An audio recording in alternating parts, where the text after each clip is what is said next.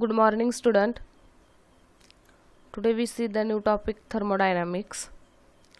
And last lecture we see this point, heat adding during a thermodynamic process and classification of thermodynamic process.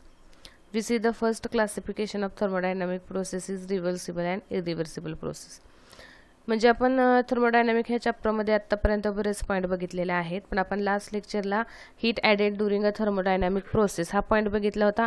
तसेच classification of thermodynamic मी ह्याच्यामध्ये सांगितलं होतं की 7 classification आहेत. Last लेक्चरला आपण फक्त रिव्हर्सिबल आणि इरिव्हर्सिबल प्रोसेस बघितलं होतं. आता आजच्या लेक्चरमध्ये आपण आयसोथर्मल प्रोसेस पूर्णपणे बघणार आहोत.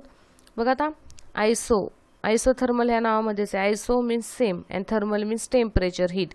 आयसोथर्मल प्रोसेस म्हणजेच काय? A process in which the change in pressure and volume take place at a constant temperature. It's called the isothermal process or isothermal change. आता आयसोथर्मल प्रोसेस कुणाला म्हणायचं? ज्याच्यामध्ये प्रेशर आणि व्हॉल्यूम चेंज होतो पण तिथं टेम्परेचर कसं असतं? कॉन्स्टंट असतं. त्याला आपण आयसोथर्मल प्रोसेस म्हणतात. The process which take place at constant temperature which is called the isothermal process. आता आयसोथर्मल प्रोसेस असेल तर चेंज इन टेम्परेचर म्हणजे डेल्टा टी 0 असणार आहे. Isothermal process is the constant temperature process. For example, melting of ice which take place at a constant temperature is an isothermal process.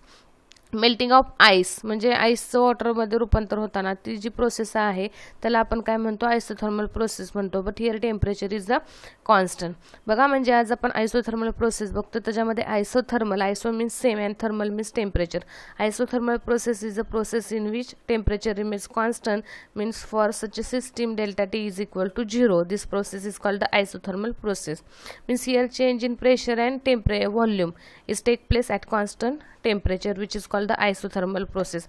For example, here we see the melting of ice which is take place at constant temperature is an isothermal process. ठीक आहे. Now we see the thermodynamics of isothermal process. The thermodynamic of isothermal process, here we see the temperature of a system remains constant in an isothermal change. We know the isothermal process is the process in which temperature remains constant. This process is called the isothermal process. Now we know the equation of state for the isothermal change, PV which is equal to nRT. Here P is the pressure, V is the volume and N is the number of mole of a gas, R is the universal gas constant and T is the absolute temperature. T is the constant. Suppose here we consider that T is constant, then nRT is also constant.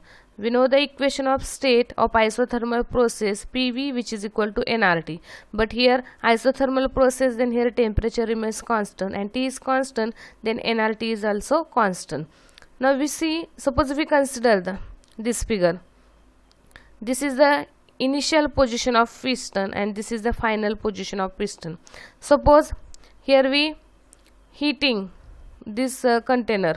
म्हणजे इथं जर container heat केला तर इथं काय होणार आहे? हीटमुळे pressure आणि इथं व्हॉल्यूम इन्क्रीज होणार आहे. हा पिस्टन वरच्या दिशेने जाणार आहे. अजून आपण हीट दिली तर पिस्टन हा वरच्या दिशेने जाणार आहे. म्हणजे initial P I and V I. P I is the initial pressure and V I is the initial volume and P F V F is the initial condition of pressure and volume means final are the variable of a system in initial and final state. Then Pi Vi which is equal to Pf Vf which is equal to constant. See this equation, Pv which is equal to nRT, but here T is constant, then nRT is constant. Then we write the equation Pv which is equal to constant, and by using this equation we write this equation Pi Vi which is equal to Pf Vf which is equal to constant. This is the initial condition and this is the final condition. Means Pi is the initial volume, Pi is the initial pressure and Vi is the initial volume. Pf is the final pressure and Vf the final volume. Then we can see that consider the isothermal expansion of ideal gas. dW is equal to P into dV. बघा आता इथं आपण सुरुवातीला piston initial condition consider केली, नंतरची पिस्टनची condition upward दिशेने आहे. म्हणजे इथं काय झालेले? वर्क डन झाले. मग ते झालेलं वर्क डन कसं आपण काढणार आहे? प्रेशर इंटू चेंज झालेला व्हॉल्यूम म्हणजे dV. Consider the isothermal expansion of ideal gas. dW is equal to P into dV. म्हणजे आपण काय केलं? P इंटू dV म्हणजे change in work done find केलं. आता आपल्याला टोटल वर्क डन काढायचं असेल तर इंटिग्रेशन ऑफ dW घ्यायला लागणार. The total work done in bring out the expansion from the initial volume to final volume. Means here initial volume is the VI and final volume हा पूर्ण असणार आहे, final volume is the VM. म्हणजे आपलं इंटिग्रेशनचं limit झालं VI to VM. बघा W is equal to integration of dW. We know the value of dW is equal to P into dV. Then W is equal to integration of VI VF P into dV. But we know the equation PV which is equal to nRT. Now here we put the value of P. Then we rearrange this equation. P is equal to, then P is equal to nRT upon V. V here divided. Then P is equal to nRT upon V. Then we know the value of P and this value of P substituting in above equation. Now we can write this equation. W is equal to integration VI VF. Then value of P is the nRT upon V into dV. Then here nRT is constant, n is the mole of gas, R is the ideal gas equation, and in isothermal process we know the temperature is constant. Then this constant value we write in integration. Then nRT which is equal to integration of VI into VF. इथं काय लिहिलं 1/v into dV. म्हणजे आपण काय केले बघा, ही जी constant term आहे ती वरची बाहेर काढली, इंटिग्रेशन आहे असं आहे त्याचं लिमिट, आणि इथं काय येणार 1/v राहणार इंटू dV राहणार. Now we see this formula integration of 1/x into dx. हे फॉर्म्युले तुमच्या लॉगबुकच्या पाठीमागच्या पेजवरती त्या पुस्तकाच्या पुठ्ठ्यावरती इंटिग्रेशन अँड डेरिव्हेटिव्हचे फॉर्म्युले आहेत. त्याच्यामधलाच हा फॉर्म्युला आहे integration of 1/x with respect to dx means ln x म्हणजेच log x. म्हणजे आपण काय लिहिणार आहे 1/xच्या जागी तर v आहे, मग 1/vचं काय येणार आहे ln v येणार आहे.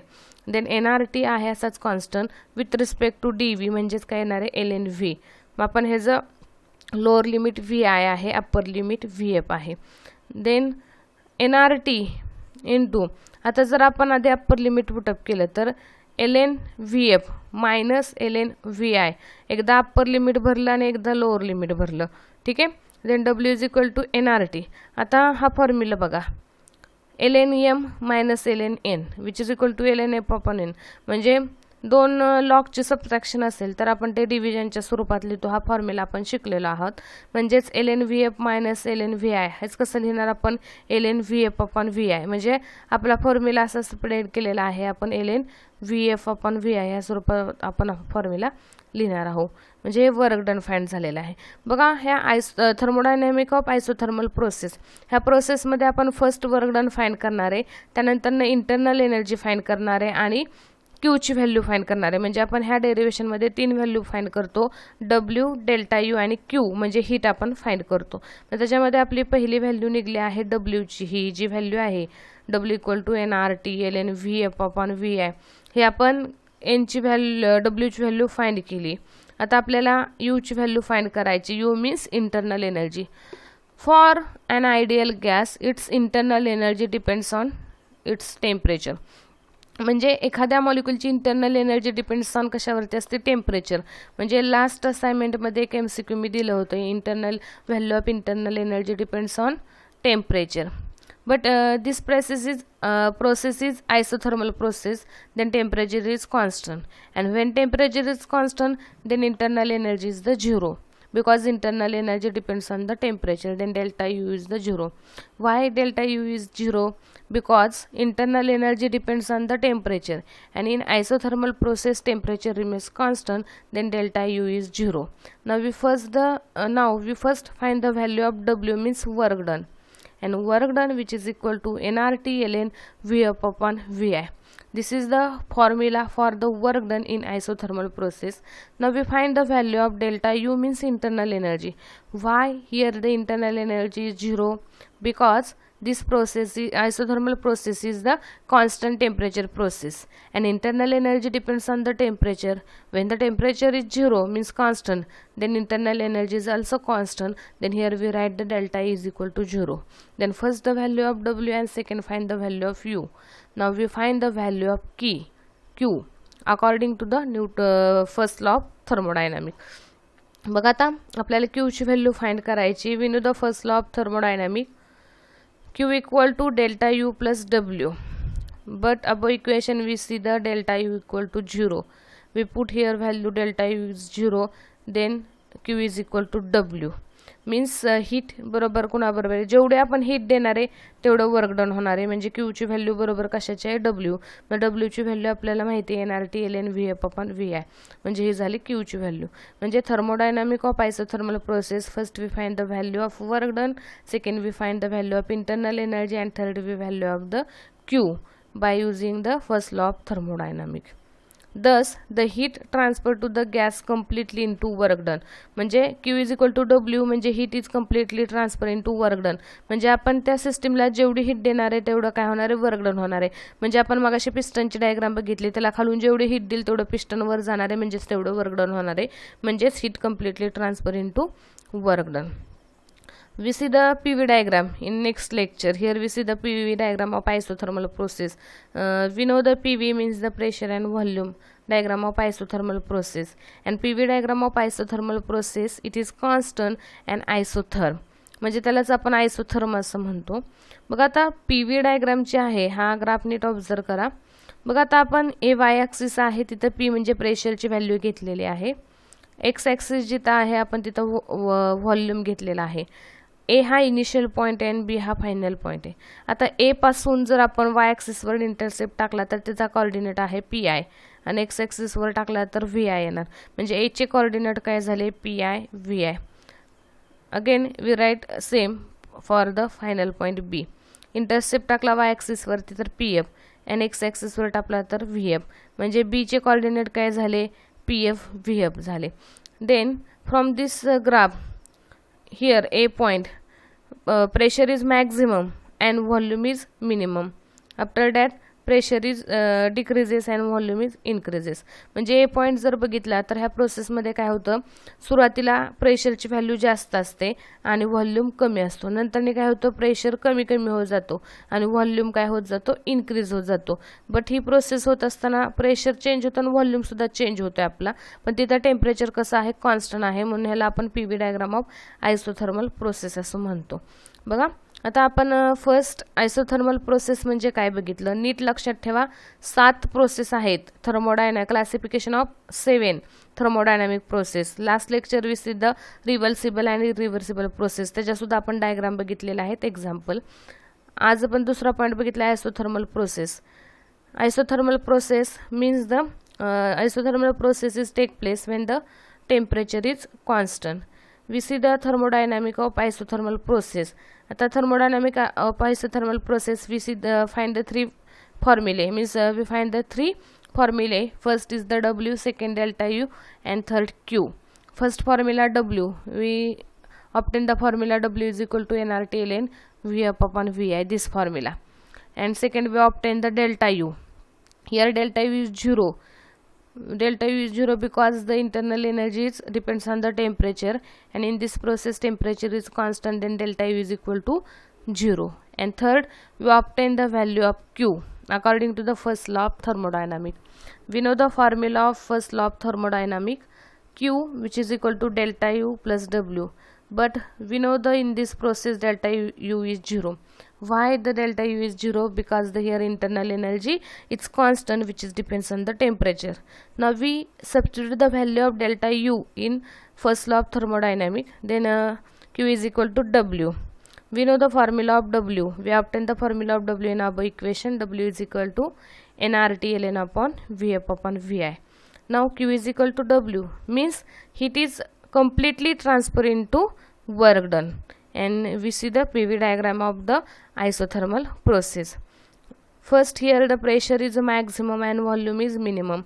After that when temperature is constant, then pressure is decreases and volume is increases. बघा आता आयसोथर्मल कालच्या लेक्चरला रिव्हर्सिबल इन रिव्हर्सिबल प्रोसेस झाले. आज आपण आयसोथर्मल प्रोसेस बघितलेला आहे. नेक्स्ट लेक्चरला आपण नेक्स्ट प्रोसेस बघणार आहेत. हे जी PDF पाठवत आहे मी, नोट्स लिहून काढा. Okay, thank you.